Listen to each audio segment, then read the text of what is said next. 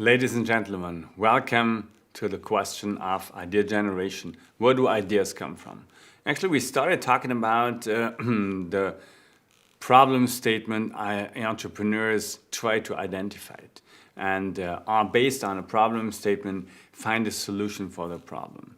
And this is in like 90% the case entrepreneurs go into markets. However, there's also other events, actually ideas based on external events. And before we go into the question of how do we evaluate ideas, I'd like to comment briefly on that question. Because some of the very interesting companies nowadays actually are born when external events came into place. Or did you ask yourself that question? Greyhound was already successful in 1914 in the US. However, Flixbus, the German competitor, the German bus transport company, only came on the market about 100 years later. How is that? Why is that? Actually, this is due to events and changes.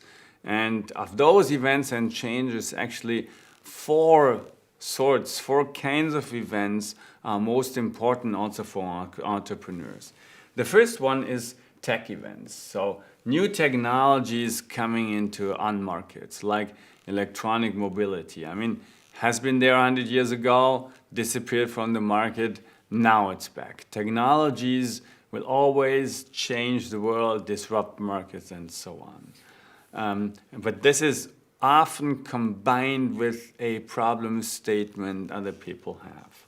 Secondly, market events. When changes into markets are introduced, especially deregulation. And I'd like to comment on that later on. Thirdly, social events. When big events like World Cups come into place, or public holidays, or people just have to change the social behavior, which also leads to the fourth part, which is societal changes. So, for example, the environmental awareness that brings other kind of companies into place nowadays. And let's look into those four changes and try to find companies that have used these changes in order to build their companies.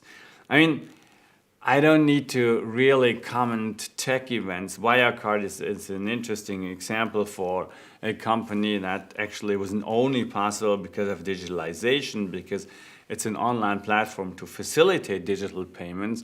But if you look into the entire internet, when the internet came up, a whole new industry came up actually that has changed our way to deal with things tremendously.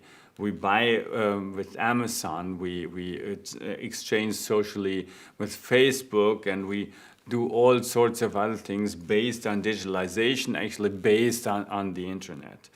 And if you look at the accelerating growth in technology, it starts with the printing press like 500-600 years ago, and goes over steam engine, telegraph, and so on, and now is really speeding up, because what we actually see is that the tech changes are getting more and more in the last years.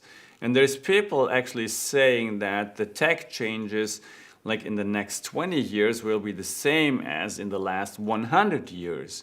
Which also means you have to change your life in 20 years like people had to change the life in about 100 years, which is really like not easy to imagine. I haven't lived 100 years ago. Ideally, I'll see the next 20 years, and I only know from books what it was 100 years ago, but the world looked totally different. And does it really look totally different in 20 years? It's hard to imagine for me. However, if I do see how I changed my life in the last like 10, 20 years due to tech changes, it's really huge. So whenever new technology comes in, it's actually facilitates new solutions to old problems. And it was when the car came in and horses disappeared, Now, electronic cars came in, which is not that big of a change. However, automated driving comes into place, and it always changes industries. It changes our behavior. So tech events is the first driver, external driver of entrepreneurial ideas. And what you can always do is you can look at the next tech changes and try to find entrepreneurial solutions that might fit to old problems. Secondly, social events. Social events can be a good source for new business models. And Jochen Schweizer, for example, a German company, actually started his company in 1985 after having received public interest in bungee jumping. And he increased his interest for adventures and extreme sports experience. And actually what he says is success is built on creativity combined with the absolute will to perform. You see, execution is important for him. But he was looking at what happens in the society, and people are looking for more adventures, people are looking for more extreme experiences, and this is what he's going to provide the people with his events he's gonna sell. And it also leads to societal changes, and there's lots of changes always out there. One of the change is healthiness. And healthiness does not only lead to yes, a different nutrition behavior, but also leads to more sports. People do more sports and so on. And this is why companies come up based on these changes. Like Dean and David, a healthy food chain, started in 2005, and other companies who also work on healthy food or who do work on like Freeletics, which we had as an example on sports. And it's interesting to see, by the way, if you look at the time to reach 50 million users, that when the telephone, for example, started, like 150 years ago, it took 75 years to reach 50 million users. However, if you look at Pokemon Go, it was just 19 days to reach 50 million users. So the time to reach 50 million users is going down tremendously. So it's much easier to reach out with a great idea nowadays, also based on societal changes. Last but not least, we started asking the question why Flixbus wasn't out there 100 years ago, although kind of like the problem statement could have been the same. Actually, the problem statement in the US is a little different. The public transportation in the US looks different because it's just more widespread in the US, so you need bus connections because you can't have a railway going everywhere.